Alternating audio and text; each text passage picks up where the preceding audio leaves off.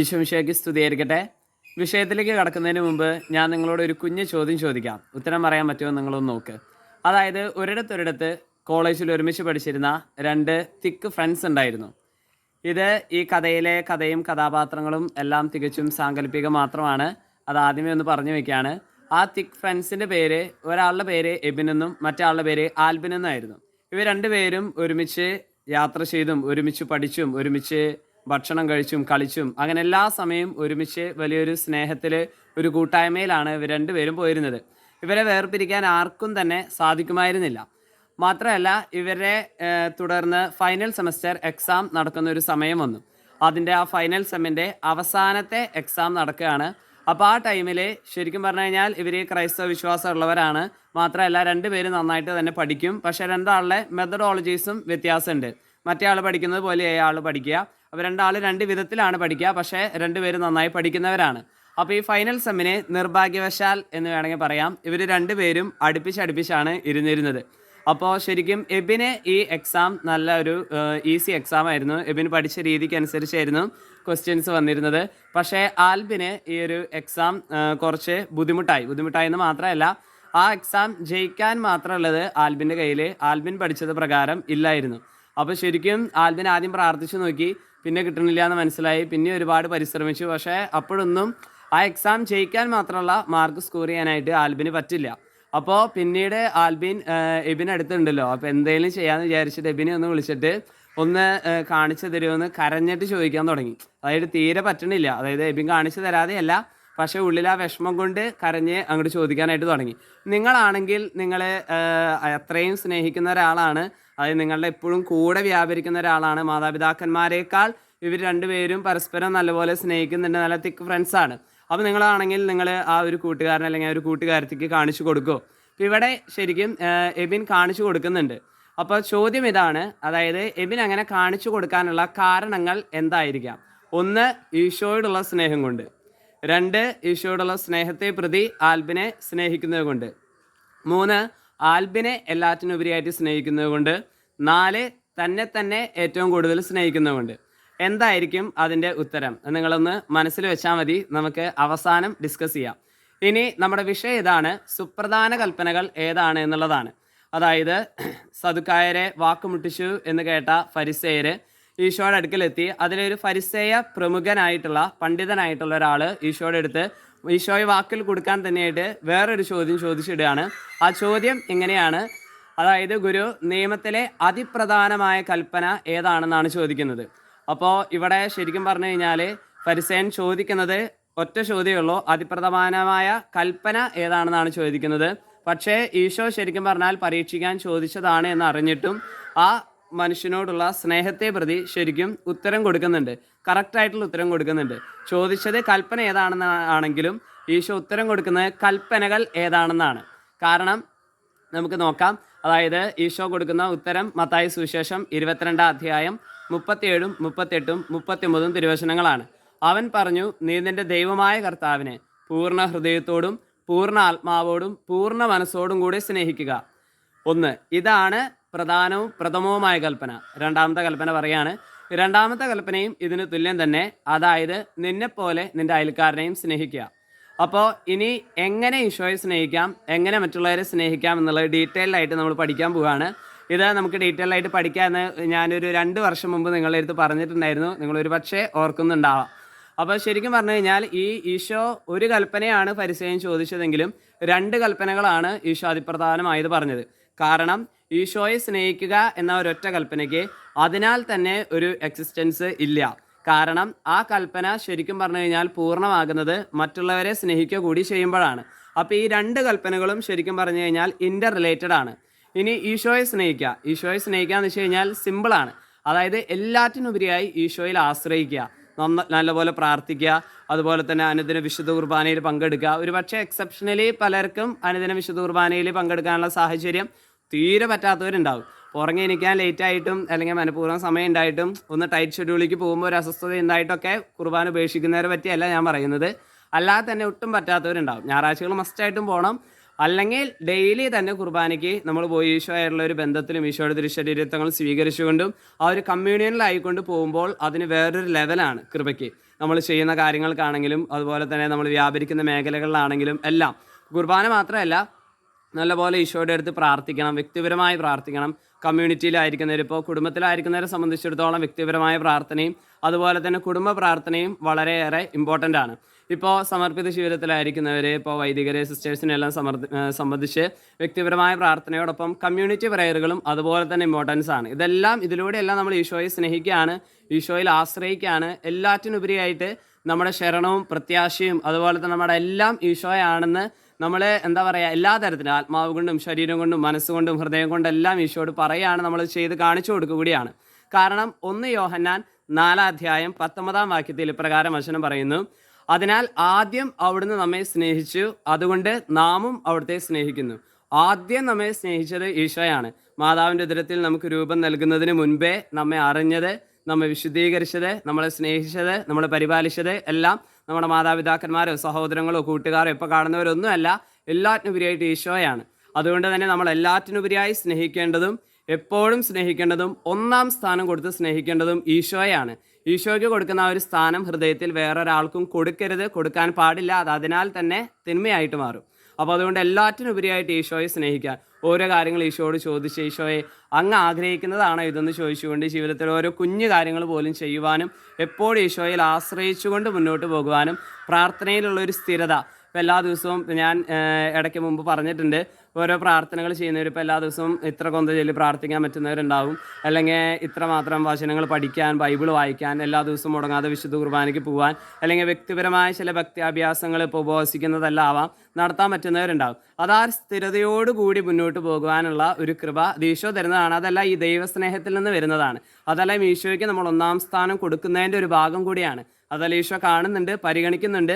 മത്തായി 6:33 അവിടെ സംഭവിക്കും. എന്താണ്? നിങ്ങൾ ആദ്യം അവിടുത്തെ രാജ്യവും അവിടുത്തെ നീതിയും അന്വേഷിക്കുക, അതോടൊപ്പം ബാക്കിയുള്ളവയെല്ലാം നിങ്ങൾക്ക് ലഭിക്കും. അങ്ങനെ എല്ലാറ്റിനുപരി ഈശോയെ സ്നേഹിക്കാൻ, 1-ാം സ്ഥാനം കൊടുത്ത് ഈശോയെ സ്നേഹിക്കാൻ നിങ്ങൾക്ക് എല്ലാവർക്കും ഈശോ കൃപ തരട്ടെ. ഇനി 2-ാമത്തെ മേഖല ഇതാണ്, മറ്റുള്ളവരെ സ്നേഹിക്കുക എന്നുള്ളതാണ്. മറ്റുള്ളവരെ സ്നേഹിക്കുക എന്ന് പറയുമ്പോൾ ശരിക്കും പറഞ്ഞു കഴിഞ്ഞാൽ, ഇപ്പോൾ നമ്മൾ ഒരാളെ സ്നേഹിക്കുന്നുണ്ടെങ്കിൽ, ഇപ്പോൾ നമുക്ക് ആളിൽ നിന്ന് നമ്മൾ നല്ലപോലെ സ്നേഹിക്കുന്ന ഒരു വ്യക്തിയാണ്, നമ്മളെ ആൾക്ക് വേണ്ട എല്ലാം ചെയ്തു കൊടുക്കുന്നു, ആളുടെ ആവശ്യങ്ങൾ അറിയുന്നു. പക്ഷേ നമുക്ക് ആളിൽ നിന്ന് എന്തെങ്കിലും ഒരു മുറിവേൽക്കുന്ന അനുഭവം ഉണ്ടായി കഴിഞ്ഞാൽ നമുക്ക് പെട്ടെന്ന് ആളോട് ദേഷ്യം വരുന്നുണ്ട്, അല്ലെങ്കിൽ ആ ഒരു സ്നേഹത്തിന് മങ്ങലേൽക്കുന്നുണ്ട്, വെറുപ്പ് വരുന്നുണ്ടെങ്കിൽ, ശരിക്കും കോപിക്കാം എന്നാൽ പാപം ചെയ്യരുതെന്നാണ് വചനം. ശരിയാണ്, ഇപ്പോൾ വിഷമാവും, ഓക്കെ. പക്ഷേ നമ്മളുടെ ആ വ്യക്തിയായിട്ടുള്ള ബന്ധം തന്നെ മുറിക്കുന്ന രീതിയിലേക്ക് നമ്മൾ പോവുകയാണെങ്കിൽ, അത് നമ്മളെ വല്ലാതെ ഇറിറ്റേഷൻ ചെയ്യുന്നുണ്ടെങ്കിൽ, ശരിക്കും പറഞ്ഞു കഴിഞ്ഞാൽ ആ സ്നേഹം അവിടെ പൂർണ്ണമല്ല. കാരണം അത് ഈശോയോടുള്ള സ്നേഹത്തെ പ്രതി ആളെ സ്നേഹിക്കുന്നതല്ല. അതുകൊണ്ടാണ് അങ്ങനെ സംഭവിക്കുന്നത്. ശരിക്കും പറഞ്ഞു കഴിഞ്ഞാൽ 2-ാമത്തെ കൽപ്പന നമുക്ക് ഈ ഫിലിപ്പി 2:3 വചനം, അതുപോലെ തന്നെ ഈ ലൂക്കാ സുവിശേഷം 6-ാം അതിന് 31-ാം വാക്യം എല്ലാം വെച്ചാണ്. 31-41 ആണ്. അപ്പോൾ അത് വെച്ചാണ് നമുക്ക് ശരിക്കും പറഞ്ഞാൽ വ്യാഖ്യാനിക്കാൻ പറ്റുക. ഈശോ അവിടെ പറഞ്ഞിരിക്കുന്നത് ശരിക്കും പറഞ്ഞു കഴിഞ്ഞാൽ തന്നെപ്പോലെ തന്നെ മറ്റുള്ളവരെ സ്നേഹിക്കുക എന്നുള്ളതാണ് പറഞ്ഞിരിക്കുന്നത്. അപ്പോൾ ശരിക്കും ഈശോ അതിനേക്കാൾ കൂടുതലാണ് ഈശോ ആഗ്രഹിക്കുന്നത്. കാരണം ഈ ഫിലിപ്പി 2:3 ഇപ്രകാരമാണ് വചനം പറയുന്നത്, മാത്സര്യമോ വ്യർത്ഥാഭിമാനമോ മൂലം നമ്മൾ ഒന്നും ചെയ്യരുത്, നേരെ മറിച്ച് ഓരോരുത്തരും മറ്റുള്ളവരെ തങ്ങളെക്കാൾ ശ്രേഷ്ഠരായി കരുതണം എന്നാണ് പറയുന്നത്. അതായത് ആ വചനം വെക്കുക. അതോടൊപ്പം ഈ ലൂക്കാ സുവിശേഷത്തിൽ പറയുന്ന വചനം നമുക്കെല്ലാവർക്കും സുപരിചിതമായിട്ടുള്ള വചനമാണ്, മറ്റുള്ളവർ നിങ്ങൾക്ക് എന്ത് ചെയ്തു തരണമെന്ന് നിങ്ങൾ ആഗ്രഹിക്കുന്നുവോ അത് നിങ്ങൾ മറ്റുള്ളവർക്ക് വേണ്ടി ചെയ്യുവിൻ. ഈ 2 സ്ഥലങ്ങളിലും നമുക്ക് നോക്കിക്കഴിഞ്ഞാൽ ശരിക്കും പറഞ്ഞാൽ ഈ 2-ാമത്തെ കൽപ്പന മറ്റ് വചനങ്ങൾ കൂടി വെച്ച് നമ്മൾ നോക്കിക്കഴിഞ്ഞാൽ ശരിക്കും ഈശോ പറയുന്നത് എല്ലാറ്റിനുപരിയായിട്ട് ഈശോയെ സ്നേഹിക്കുക. 2-ാമത്തെ കൽപ്പന ശരിക്കും പറഞ്ഞു കഴിഞ്ഞാൽ ഈശോയോടുള്ള സ്നേഹത്തെ പ്രതി മറ്റുള്ളവരെ സ്നേഹിക്കുക. അതായത് നമ്മളെക്കാൾ കൂടുതലായി നമ്മൾ മറ്റുള്ളവരെ സ്നേഹിക്കണം. എന്നാലേ ശരിക്കും പറഞ്ഞാൽ ആ ഈശോയോടുള്ള സ്നേഹത്തെ പ്രതി മറ്റുള്ളവരെ സ്നേഹിക്കുമ്പോഴാണ് ഇപ്പോൾ അവരിൽ നിന്ന് എന്തെങ്കിലും വിഷമങ്ങൾ ഉണ്ടായി, നമ്മൾ ശുദ്ധ മനസ്സോടുകൂടിയാണ് അവർക്കെല്ലാം ചെയ്തു കൊടുത്തത്. പക്ഷേ എന്തെങ്കിലും ഇൻസിഡൻസ് അവരുടെ തെറ്റിദ്ധാരണ മൂലം നമ്മളെ കുറ്റപ്പെടുത്തുന്നതെല്ലാം ആവാം. അപ്പോൾ അങ്ങനെ വരുമ്പോൾ പോലും ശരിക്കും പറഞ്ഞു കഴിഞ്ഞാൽ നമ്മൾ ചെയ്തൊരു നന്മ പ്രവൃത്തിയാണ്, അതുമൂലമാണ് ഈ സഹനം ഉണ്ടായെങ്കിൽ പോലും നമുക്ക് പറഞ്ഞു കഴിഞ്ഞാൽ വിഷമാവില്ല. മാത്രമല്ല നമ്മൾ ആ സഹനം കൂടി കൂടുതൽ സന്തോഷത്തോടു കൂടി സ്വീകരിക്കുവാനും കൂടുതൽ ദൈവകൃപയിലേക്ക് വളരാനും നമുക്ക് സാധിക്കും. അപ്പം അങ്ങനെയാണ് മറ്റുള്ളവരെ സ്നേഹിക്കേണ്ടത്. അല്ലെങ്കിൽ നേരെ പോയി ഈശോയോടുള്ള സ്നേഹമൊന്നുമില്ല, പക്ഷേ സഹോദരനെ സ്നേഹിച്ചുകൊണ്ടിരിക്കുകയാണെങ്കിൽ എന്തെങ്കിലും ഒരു കുഞ്ഞടി കിട്ടിക്കഴിഞ്ഞാൽ ആ സ്നേഹം അതോടുകൂടി തീരും. മാത്രമല്ല ഇനി ഒരു കാര്യം പറയാനുള്ളത്, നമ്മൾ മറ്റുള്ളവരെ സ്നേഹിക്കുന്നുണ്ടെങ്കിൽ എല്ലാ വിളിയിലുള്ളവർക്കും വേണ്ടിയിട്ടാണ് ഈ 2 കൽപ്പന. അതായത് ഇപ്പോൾ സമർപ്പിത ജീവിതം നയിക്കുന്നവരാവാം, കുടുംബ ജീവിതം നയിക്കുന്നവരാവാം, ഏകസ്ഥ ജീവിതം നയിക്കുന്നവരാവാം, എല്ലാവരോടുമായിട്ട് ഈശോ ഒരുപോലെ തന്നിരിക്കുന്ന രണ്ട് കൽപ്പനയാണ് ഈശോയെ സ്നേഹിക്കുക, അതോടൊപ്പം മറ്റുള്ളവരെ സ്നേഹിക്കുക എന്നുള്ളത്. ഇതെല്ലാവർക്കും ബാധകമാണ്. പിന്നെ ഓരോരുത്തരുടെ ശുശ്രൂഷ മേഖലകൾ, മണ്ഡലങ്ങൾ അനുസരിച്ച് അത് പലതരത്തിലാണ് നമുക്ക് ചെയ്യാൻ പറ്റുക എന്നുള്ളതാണ്. അപ്പോൾ ഈ രണ്ടാമത്തെ കൽപ്പന ശരിക്കും നമ്മളൊരാളെ സ്നേഹിക്കുന്നുണ്ടെങ്കിൽ നമുക്ക് ആൾക്ക് കൊടുക്കാൻ പറ്റാവുന്നതിൻ്റെ ഏറ്റവും മാക്സിമം, ഏറ്റവും നല്ലതാണ് നമ്മളെപ്പോഴും കൊടുക്കുക, അല്ല. ഇപ്പോൾ പപ്പേരോ അല്ലെങ്കിൽ മമ്മീരോ അല്ലെങ്കിൽ ഒരു കൂട്ടുകാരത്തിൻ്റെ ഒരു ബർത്ത്ഡേ ഒക്കെ വന്നു, അല്ലെങ്കിൽ ഒരു സമ്മാനം കൊടുക്കുന്ന ഇൻസിഡൻ്റ് ഒക്കെ വന്നു, എല്ലാന്നുണ്ടെങ്കിലും നമ്മളെ ഏറ്റവും നല്ലത് അവർക്ക് നമുക്ക് കൊടുക്കാൻ പറ്റാവുന്നതിൻ്റെ മാക്സിമം നമ്മൾ കൊടുക്കും. അപ്പോൾ മറ്റൊരാളെ ഞാൻ സ്നേഹിക്കുന്നുണ്ടെങ്കിൽ എനിക്ക് കൊടുക്കാൻ പറ്റാവുന്നതിൻ്റെ മാക്സിമം എന്താണ്? ഈശോയെ കൊടുക്കലാണ്, സ്വർഗത്തെ കൊടുക്കലാണ്. അതിനും വലിയൊരു സമ്മാനം ശരിക്കും പറഞ്ഞാൽ ഈ ലോകത്തില്ല. മത്തായി 6:33 ഞാൻ റിപ്പീറ്റ് ചെയ്യുന്നില്ല. കാരണം ഈശോയെ കൊടുത്തു കഴിഞ്ഞാൽ, ഈശോയെ ആൾക്ക് കിട്ടിക്കഴിഞ്ഞാൽ പിന്നെ അതോടൊപ്പം ആൾക്ക് ബാക്കി എല്ലാം കിട്ടും. ഇപ്പോൾ ഒരു കുഞ്ഞു ഉദാഹരണങ്ങൾ പറയുകയാണെങ്കിൽ, ഇപ്പോൾ ഒരു ഇടവകയിൽ ഒരു ദരിദ്ര കുടുംബം ഉണ്ടെന്ന് വിചാരിക്കുക. അപ്പോൾ അല്ലെങ്കിൽ കുറച്ചധികം ദരിദ്ര കുടുംബങ്ങളുണ്ടെന്ന് വിചാരിക്കുക. അപ്പോൾ ബാക്കിയുള്ളവർ ഇപ്പോൾ ഒരെണ്ണത്തിനെ വെച്ച് നോക്കിയാൽ മതി. ഇടവകയിലെ അംഗങ്ങൾ അല്ലെങ്കിൽ വല്ല CLC, KCY അതുപോലെ തന്നെ യുവദീപ്തി പോലെയുള്ള സംഘടനകൾ കൂടി ചേർന്ന് പിരിവിട്ട് പൈസയൊക്കെ കളക്ട് ചെയ്ത് ആ കുടുംബത്തെ സഹായിച്ചു. ഓക്കെ, വീട് വെച്ച് കൊടുത്തു. അപ്പോൾ വീടില്ലാത്തതാണെങ്കിൽ വീട് വെച്ച് കൊടുത്തു, അല്ലെങ്കിൽ ജോലി വാങ്ങിക്കൊടുത്തു. അങ്ങനെ പലതരത്തിൽ നോക്കി ശുശ്രൂഷിച്ചു. പക്ഷേ ഒരു സമയം കഴിഞ്ഞാൽ നമുക്ക് എപ്പോഴും ഇവരെ നോക്കാൻ പറ്റണമെന്ന് നിർബന്ധമില്ല. എപ്പോഴും ഇവർക്ക് വേണ്ടുന്ന സഹായങ്ങൾ കൊടുക്കാൻ മാത്രം നമുക്കുണ്ടെങ്കിലല്ലേ നമുക്ക് കൊടുക്കാൻ പറ്റുള്ളൂ. നമ്മുടെ ഒരു സമൃദ്ധിയിൽ നിന്നല്ലേ ബാക്കിയുള്ളവർക്ക് കൊടുക്കാൻ പറ്റുള്ളൂ. ഇല്ലാന്നുണ്ടെങ്കിൽ നമ്മൾ ബാക്കിയുള്ളവരെ സഹായിച്ചു കഴിഞ്ഞാൽ അവർ അവിടെ കിടക്കും, നമ്മളവിടെ കിടക്കും, അന്തന നയിച്ച പോലെയാവും. ഇപ്പോൾ വേറൊരു ഉദാഹരണം പറഞ്ഞു കഴിഞ്ഞാൽ, ഇപ്പോൾ +1 +2 ഒരുമിച്ച് പഠിച്ചിരുന്ന കൂട്ടുകാർ, അതിൽ ഒരാൾ നന്നായിട്ട് പഠിക്കും, മറ്റേ ആൾ അധികം പഠിക്കില്ല എന്ന് വിചാരിക്കുക. അപ്പോൾ ഈ +1 +2 തീരണ വരെ ഈ നന്നായി പഠിക്കുന്ന കുട്ടി, ഈ ഒരു കൂട്ടുകാരൻ മറ്റേ കുട്ടീനെ സഹായിച്ചു. അതുപോലെ തന്നെ ആ സമയത്തെല്ലാം നല്ലപോലെ പഠിക്കാനും നല്ല മാർക്ക് വാങ്ങാനും പറ്റി. പക്ഷേ ഈ +2 കഴിഞ്ഞ് ഇനി വേറെ സ്ട്രീമിൽ 2 പേര് 2 ലക്ഷ്യത്തിലേക്കാണ് പോകുന്നത്. അപ്പോൾ അത് കഴിഞ്ഞാൽ പിന്നെ ആളെ ആര് സഹായിക്കും? ആരും സഹായിക്കാനില്ല. ഞാൻ പറഞ്ഞു വരുന്ന ഈ ഭൗതികമായിട്ടുള്ള സഹായങ്ങൾ, സേവനങ്ങൾ ചെയ്യരുതെന്നല്ല, പക്ഷേ അതിനേക്കാൾ കൂടുതൽ ഇമ്പോർട്ടൻസ് ശരിക്കും പറഞ്ഞാൽ ഈശോയ്ക്ക് കൊടുക്കണം. ഈശോയെ കൊടുക്കുന്നതിൽ നിങ്ങൾ കൊടുക്കണം. അത് ശരിക്കും പറഞ്ഞു കഴിഞ്ഞാൽ ഈശോയെ ഒരാൾക്ക് കൊടുത്തു കഴിഞ്ഞാൽ പിന്നെ നിങ്ങളുടെ ഒരു സഹായം വേണമെന്നില്ല. എന്ത് പ്രശ്നം ഉണ്ടെങ്കിലും, നിങ്ങൾ അടുത്താണെങ്കിലും അകലെയാണെങ്കിലും, നിങ്ങൾ ആളിൽ നിന്ന് എന്നേക്കുമായി വേർപെട്ട് വേറൊരു സ്ഥലത്തേക്ക് ഇനി ഒരിക്കലും ജീവിതത്തിൽ കാണാൻ പറ്റാത്ത പോലെ പോയി കഴിഞ്ഞാൽ പോലും ഈ ഈശോയെ നിങ്ങൾ ഈ തകർന്നിരിക്കുന്ന വ്യക്തിക്ക് കൊടുത്തിരിക്കുന്ന കാരണം ഈ വ്യക്തി ഏത് സാഹചര്യത്തിലാണെങ്കിലും ഈശോയെ വിളിച്ചുകൊണ്ട്, ഈശോയിൽ ആശ്രയിച്ചുകൊണ്ട്, അതിനതിജീവിച്ചുകൊണ്ട് മുന്നോട്ട് വരും. അപ്പോൾ ഏറ്റവും വലുത് ശരിക്കും പറഞ്ഞു കഴിഞ്ഞാൽ എല്ലാം വേണം, പക്ഷേ എല്ലാത്തിനേക്കാളും പ്രൈം ഇമ്പോർട്ടൻ്റ് എന്ന് പറയുന്നത് ഈശോയെ കൊടുക്കലാണ്. ഇവിടെ ഈ ചോദ്യത്തിനുള്ള ഉത്തരം ശരിക്കും പറഞ്ഞു കഴിഞ്ഞാൽ 4ാമത്തെ ഓപ്ഷനാണ്. ആ എബിൻ ആൽബിന് കാണിച്ചു കൊടുക്കാനുള്ള കാരണം ശരിക്കും പറഞ്ഞു കഴിഞ്ഞാൽ തന്നോട് തന്നെയുള്ള സ്നേഹം കാരണമാണ്. കാരണം അവിടെ ആ ഒരു സഹോദരനെ അവൻ ശരിക്കും സ്നേഹിക്കുന്നുണ്ടെങ്കിൽ, ആൽബിനെ സ്നേഹിക്കുന്നുണ്ടെങ്കിൽ, അവനപ്പോൾ കാണിച്ചു കൊടുക്കാതിരുന്ന് പരീക്ഷയ്ക്ക് ശേഷം അവനെ കറക്റ്റ് ചെയ്യാണ് വേണ്ടത്. അങ്ങനെയല്ല ചെയ്യേണ്ടതെന്ന് പറഞ്ഞു. കാരണം ഇവൻ വളരാൻ ആഗ്രഹിക്കുന്നുവെങ്കിൽ ഇവന് ശരിക്കും പറഞ്ഞു കഴിഞ്ഞാൽ ആ ആൻസേഴ്സ് കാണിച്ചു കൊടുക്കുകയല്ല, ഇവനെ വളർത്തി കൊണ്ടുവരാനായിട്ട് അത് പോയി കഴിഞ്ഞാൽ പോലും ഈശോയിൽ ആശ്രയിച്ച് റോമ 8:28 പ്രകാരം ദൈവത്തെ സ്നേഹിക്കുന്നവർക്ക് അവിടുത്തെ പദ്ധതി അനുസരിച്ച് വിളിക്കപ്പെട്ടവർക്ക് അവിടുന്ന് സകലവും നന്മയ്ക്കായി പരിണമിപ്പിക്കും. അവൻ്റെ ഉപരി നന്മയ്ക്ക് വേണ്ടിയിട്ടാവും അതങ്ങനെ ചെയ്യുന്നുണ്ടാവുക. ആവും എന്ന് പറഞ്ഞു കഴിഞ്ഞാൽ ചിലപ്പോൾ അതിനാൽ തന്നെ ആ എക്സാം എഴുതി പ്രാർത്ഥിച്ച് ഈശോ ഒരു അത്ഭുതം പ്രവർത്തിച്ച് ഈശോയ്ക്ക് വേണമെങ്കിൽ ജയിപ്പിക്കാവുന്നതല്ലേ ഉള്ളൂ. അതുകൊണ്ട് പറഞ്ഞതാണ്. ഇനിയിപ്പോൾ തോറ്റു കഴിഞ്ഞാൽ പോലും അത് കർത്താവിൻ്റെ ഹിതമാണ്. കാരണം അത്രമാത്രം പരിശ്രമിച്ച് പ്രാർത്ഥിച്ച് പഠിച്ചിട്ട് അവനത് കിട്ടിയില്ല എന്നുണ്ടെങ്കിൽ അവിടെയും കർത്താവിൻ്റെ ഒരു പ്ലാൻ ഉണ്ട്. അപ്പോൾ ശരിക്കും പറഞ്ഞു കഴിഞ്ഞാൽ ഈശോയുടെ ആ ഒരു സ്നേഹം അവനെ കാണിച്ചു കൊടുക്കുകയും അവനെ അങ്ങനെ വളർത്തി കൊണ്ടുവരികയാണ് ചെയ്യേണ്ടത്. പക്ഷേ എബിൻ ഇവിടെ ശരിക്കും പറഞ്ഞു കഴിഞ്ഞാൽ പിന്നീട് തനിക്ക് വരുന്ന ഭവിഷ്യത്തുകൾ, പിന്നീട് അവനിൽ നിന്ന് ഏൽക്കുന്ന നിന്ദനങ്ങൾ അല്ലെങ്കിൽ കുറ്റപ്പെടുത്തലുകളെല്ലാം ഒരു സഹിക്കാനുള്ളൊരു മടിയും പേടിയും കാരണമാണ് ശരിക്കും പറഞ്ഞു കഴിഞ്ഞാൽ അവിടെ കാണിച്ചു കൊടുക്കുന്നത്. അപ്പോൾ സ്നേഹം മറ്റുള്ളവർക്ക് കൊടുക്കണമെങ്കിൽ, ഈശോയെ മറ്റുള്ളവർക്ക് കൊടുക്കണമെങ്കിൽ അവിടെ ഒരു മുറിയപ്പെടലുണ്ട്. മുറിയപ്പെടാതെ നമുക്ക് ഈശോയ്ക്ക് കൊടുക്കാൻ പറ്റില്ല. നമുക്ക് ഒരു കാരണവശാൽ കഴിഞ്ഞാലും വലിയ വലിയ സ്വീകരണങ്ങളോ അല്ലെങ്കിൽ വലിയ വലിയ സ്ഥാനങ്ങളോ കിട്ടുമെന്ന് വിചാരിച്ച് കൊടുക്കരുത്. എല്ലാം ഈശോ തരും, പക്ഷേ എല്ലാറ്റിനുപരിയായിട്ട് നമ്മൾ ഈശോയ്ക്ക് വേണ്ടി തന്നെ ഈശോയെ മറ്റുള്ളവർക്ക് കൊടുക്കണം.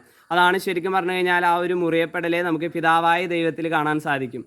നമുക്കറിയാം, യോഹന്നാന്റെ സുവിശേഷം 3-ാം അധ്യായം 16-ാം വാക്യത്തിലെ പ്രകാരം വചനം പറയുന്നുണ്ട്, എന്നാൽ തന്നിൽ വിശ്വസിക്കുന്ന ഒരുവനും നശിച്ചു പോകാതെ നിത്യജീവൻ പ്രാപിക്കേണ്ടതിന് തൻ്റെ ഏകജാതനെ നൽകാൻ തക്കവിധം ദൈവം ലോകത്തെ അത്രമാത്രം സ്നേഹിച്ചു. അപ്പോൾ ശരിക്കും ഈശോയെ സ്നേഹിച്ച് മറ്റുള്ളവരെ സ്നേഹിച്ചുകൊണ്ട് പോകണമെന്നുണ്ടെങ്കിൽ അവിടെ ഒരു മുറിയപ്പെടലുണ്ടാവും. യോഹന്നാൻ 14:15 വചനം പറയുന്നു, എന്നെ സ്നേഹിക്കുന്നവൻ എൻ്റെ കൽപ്പന പാലിക്കും. എന്താണ് കൽപ്പന? 2 കൽപ്പനയുണ്ട്. ഈശോയെ സ്നേഹിക്കുക, ഈശോയ്ക്ക് വേണ്ടി മറ്റുള്ളവരെ, ഈശോയോടുള്ള സ്നേഹത്തെ പ്രതി മറ്റുള്ളവരെ സ്നേഹിക്കുക, അല്ലെങ്കിൽ ഈശോയ്ക്ക് വേണ്ടി ആത്മാക്കളെ നേടുക. അപ്പോൾ ആ കൽപ്പനകൾ പാലിച്ചുകൊണ്ട് നമ്മൾ മുന്നോട്ട് പോകുമ്പോൾ എല്ലാത്തിനുപരി ഈശോയെ തന്നെയാണ് സ്നേഹിക്കുന്നത്. അങ്ങനെ ഈ സുപ്രധാന കൽപ്പനകൾ പാലിച്ചുകൊണ്ട് നമുക്ക് ജീവനിലേക്ക് പ്രവേശിക്കാൻ നമ്മെ തന്നെ കൂടുതലായി ഒരുക്കാം. ഈശോ എല്ലാവരെയും സമൃദ്ധമായി അനുഗ്രഹിക്കട്ടെ.